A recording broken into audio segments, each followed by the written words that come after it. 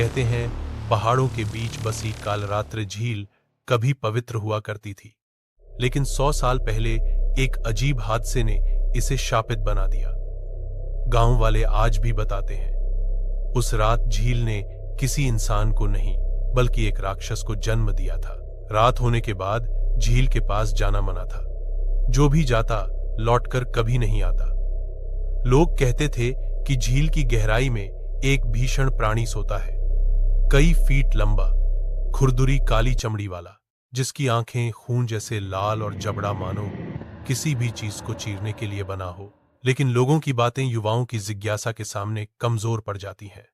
एक रात गांव के 4 दोस्त आरव, कबीर, तैशा और माया अपने मोबाइल में असली हॉरर वीडियो बनाने के लिए झील के किनारे पहुंच गए। उन्हें लगा कि ये सब सिर्फ अफवाहें हैं। हवा में अजीब सी ठंडक थी, जैसे किसी की सांस उनकी गर्दन पर पड़ रही हो। पानी बिल्कुल शांत था, लेकिन उसकी सतह पर काले बुलबुले उठ रहे थे। माया ने फुसफुसाकर कहा, "ये जगह ठीक नहीं लग रही आरव, हम वापस चलें?" लेकिन तभी झील के बीचों बीच पानी उबलने लगा। गहरे अंधेरे में एक विशाल परछाई हिली, फिर छपाक, हवा में कुछ उड़ा और कबीर चीख उठा। उनके पैरों के पास एक बड़ा सा टूटा हुआ नाखून पड़ा था। इंसान का नहीं, किसी दैत्य का। सबके कैमरे कांप रहे थे। तभी झील के भीतर से गूंजती आवाज आई, "भू हा लगी है।" अचानक एक भारी पंजे ने किनारा पकड़ लिया। मिट्टी फटती चली गई और पानी में से उभरा राक्षस। उसका जबड़ा इतना चौड़ा था कि पूरा इंसान निगल सकता था। चारों दोस्त जान बचाने के लिए भागे, लेकिन राक्षस की गूंजती दहाड़ ने रात को चीर कर रख दिया।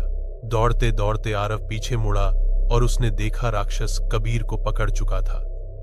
झील का दैत्य उसे कच्चा खा गया। कबीर की चीखों की गूंज जंगल में फैल गई। तीनों दोस्त बदहवासी में दौड़ते गए, लेकिन राक्षस की चाल उनसे कहीं तेज थी। उसकी गीली भारी सांसों की आवाज उनके बिल्कुल पीछे थी। माया की टॉर्च जमीन पर गिरते ही बंद हो गई। अंधेरा और भी गहरा हो गया। तैशा रोते हुए कह रही थी, "ये हमारे पीछे ही क्यों पड़ा है?" आरव ने कांपते स्वर में बताया, "क्योंकि हमने उस पत्थर को छुआ था, वो वाला काला पत्थर।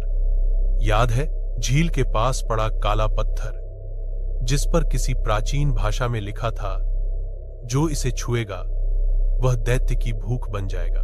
तीनों को समझ आ गया था कि उन्होंने झील के श्राप को जगा दिया है। उनके कदमों की आवाज जंगल में गूंज रही थी।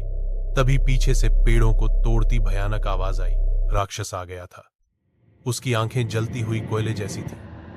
उसके शरीर से पानी टपक रहा था, मानो वो अभी किसी गहराई से खिंचकर निकला हो। आरव ने हिम्मत कर माया और तैशा को कहा, "भागते रहो, मैं इसे रोकने की कोशिश करता हूं।"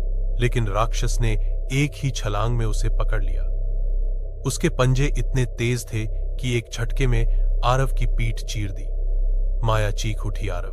वे दोनों भागते भागते अचानक झील के किनारे आ गईं। पीछे से राक्षस की भारी चाल सुनाई दे रही थी। अब बचने का बस एक ही रास्ता था, श्राप तोड़ना। माया ने कांपते हुए पत्थर उठाया और झील के बीच बने पुराने स्तंभ की ओर उछाल दिया। जैसे ही पत्थर पानी को छूकर डूबा, झील चमक उठी। राक्षस दर्द से तड़पने लगा। उसकी चमड़ी धुएं की तरह पिघल रही थी। वह चिल्लाता हुआ वापस पानी में गिर पड़ा और धीरे धीरे गहराई में समा गया। उसके साथ उसकी सदी पुरानी भूख भी खत्म हो गई।